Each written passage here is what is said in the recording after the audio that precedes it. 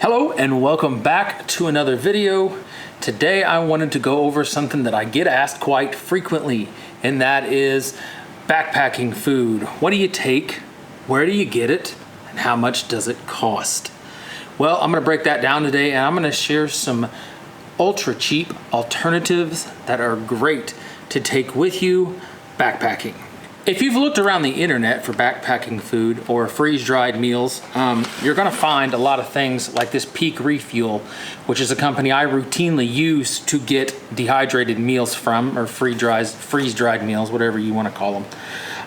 And these are great to have out on trail.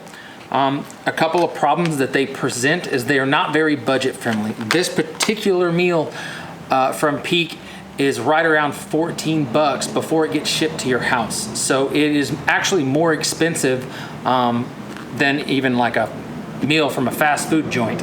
So it's a pretty not budget friendly option if you're going to need multiples of these for multiple meals a day. However, I will say that most of these meals are put in as 2 servings. Now, some of these meals are great, they taste great. I've tried meals from Peak. I've tried, a lot of Mountain House meals and several other companies, and generally, they're pretty good. Some of them take longer to cook than others, but the biggest problem with these is going to be the price point, which could start around anywhere from like $11 and go upwards of even $20 per meal. So they're a little bit intimidating if you just started backpacking and you don't really know what to take with you. Well, here's a couple things that you can take that won't break the bank. Number 1 on this list is one of my favorites, Knorr sides. Now, right here I have the Knorr Alfredo noodles side. This is gonna cost you $1.30 at Walmart. And I'm gonna give you the prices on these because I bought most of these at my local Walmart because that's a store everybody can generally get to. Now, this package of noodles for $1.30 is gonna give you 450 calories. Now, I pair with it this package of Great Value Premium Chicken, which is gonna cost you $1.50. This is going to add another 70 calories to this meal, and hold the horses here, 12 grams of protein. So these two combined at $2.80 is going to be in excess of 500 calories. It's going to be, let's see here, 20 grams of protein, all for less than $3. And the best part about pairing these things together is, look at the size difference from the dehydrated meal. Pretty comparable. Now, when you're cooking these, you want to keep a few things in mind. Noodles are not going to absorb the same amount of water that a Knorr side that's a rice might be. So I generally do not put as much water in these sides as it recommends, because you're going to have to let it steep or sit and cook. And the way that I do that is I will empty these into a different container, and then I will add my chicken before I add my boiling water. The reason I do that is so the whole meal is nice and hot when it's ready to eat. But that is something that never fails to be good on trail. It's easy to get a hold of. You can get these 2 things at most grocery stores, including Walmart, and you're saving $10. The next one I have for you guys is another great one. You buy 1 package, Great Value instant mashed potatoes. Now, this is going to cost you $1. And then you buy a package of pulled pork in the pouch. Again, this is going to cost you $1.50. $2.50. You mix these 2 together, you have yourself a barbecue parfait. Now, I like to spice it up a little bit. I didn't bring those items out, but I actually will throw bacon bits in this. And if you're brave, bring along a little block of cheese you can shred in this too. And this makes an incredibly good meal for $2.50. Now, the calorie load on this is not going to be quite what the other Knorr side is going to offer you. The calorie load on this is really going to be around 300 calories altogether if you add in the bacon and stuff. So it's a fairly low calorie meal, but it will fill you up. That, like I said, $2.50, and you can get both of these things again at Walmart, or most grocery stores are going to have some form of this.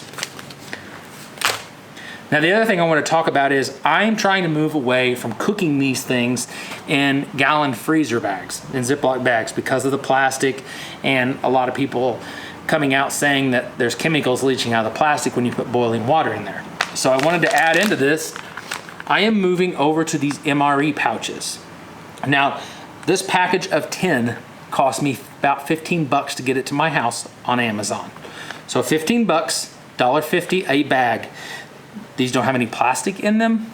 They stand up a lot like this package. They're very similar to this package. So they have a little wide bottom and they can stand on their own, which makes them great for cooking your meals in.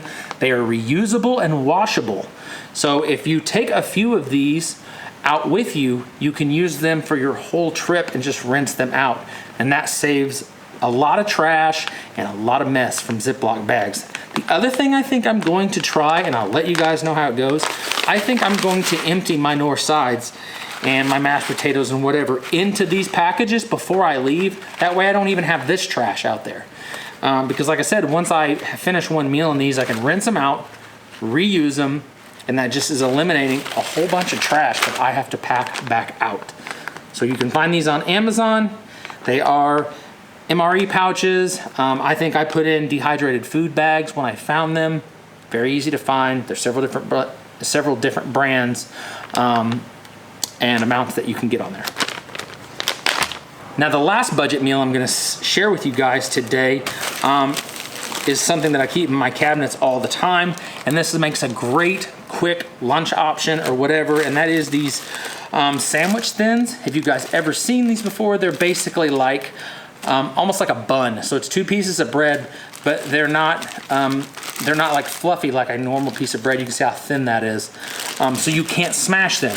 It's a huge game changer when you're talking about bread when you're backpacking, because regular loaf bread, you're probably gonna smash it in your backpack. So these, you're not gonna smash nearly as easy.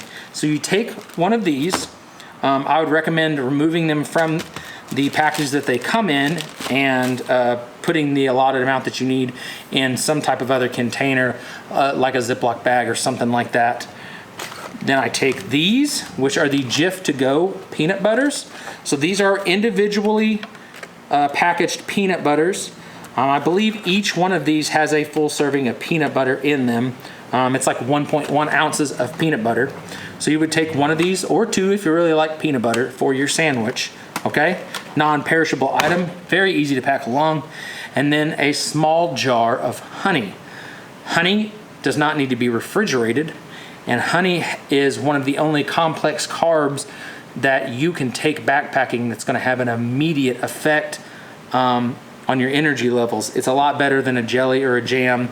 Now, if you wanted to take a jelly or a jam, a little hack is you can go by Cracker Barrel and get the little individual ones they bring out to the tables.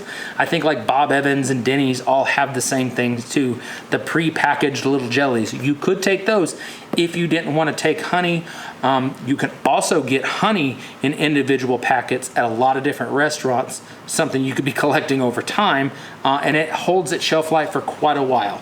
So a peanut butter and honey sandwich makes a great lunch, and if you want to kick it up a notch, you can take a banana with you, and I like to slice a banana on top of that and eat the other half while I'm eating my sandwich. It's an absolutely perfect backpacking lunch that is not going to break your bank. I didn't want to include prices with this because there is several different combinations going on here, but to get a package of the flatbreads and the peanut butter together should cost you less than $10 at most stores. Let's say $10 to $12. And that's going to cover multiple lunches. And then the honey is going to change wildly in prices. I've seen it as cheap as $3.50 for a bottle this size, all the way up to local honey can cost you $10 for a jar, $12, $15 for a jar. But if you look at the long term in that, it is still cheaper than something like this, and you don't have to cook it. So that is my backpacking food hacks for today. I hope that help you guys in planning your next trip or planning your first trip. It is not as hard as it looks. You just have to make sure that you are not taking something along that can expire if it's not refrigerated or that can spoil. So that's your big concerns backpacking, because obviously you cannot refrigerate anything. So sometimes I like to tell people, walk the grocery store and think outside the box. If you just have to add water to it or cook it, and it doesn't have to go in the refrigerator, chances are you can make it work backpacking. Until next time, guys, see ya.